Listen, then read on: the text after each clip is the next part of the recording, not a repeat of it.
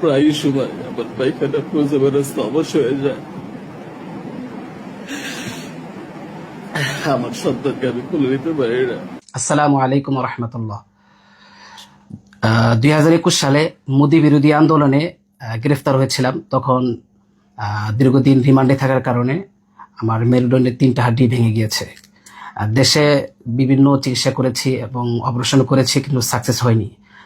তারপর উলামা একরামদের সাথে পরামর্শ করে চীনে যাওয়ার চিন্তা ফির করেছি। আগামী 1 তারিখে ইনশাল্লাহ ফ্লাইট।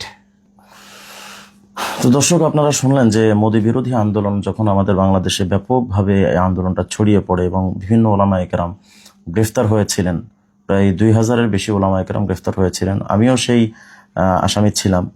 যাই হোক, সব মিলিয়ে উনি রিমান্ডে অকথ্য নির্যাতনের শিকার হন এবং 3টি হাড্ডি তার ভেঙে যায় এবং এক পর্যায়ে তার জীবনটা চলাচল অনুপযুক্ত হয়ে পড়ে। ফলে তার বিষয়টা আমরা যখন সোশ্যাল মিডিয়াতে দেখেছি, তখন আসলে তার এই পরিস্থিতিটা দেখে এবং জেনে আমাদের আসলে খুব খারাপ লেগেছিল যে আমাদের একজন আলেম ভাই তিনি এভাবে অসহায় হালতে জীবনযাপন করবেন। আসলে এটা আমাদের জন্য মানাটা কষ্টকর ছিল। এই জন্য আমি নিজ থেকে ওনার সাথে যোগাযোগ করি এবং তাকে কিভাবে চিকিৎসা করানো যায় এ ব্যাপারে আমরা দীর্ঘ ফিকির করেছি।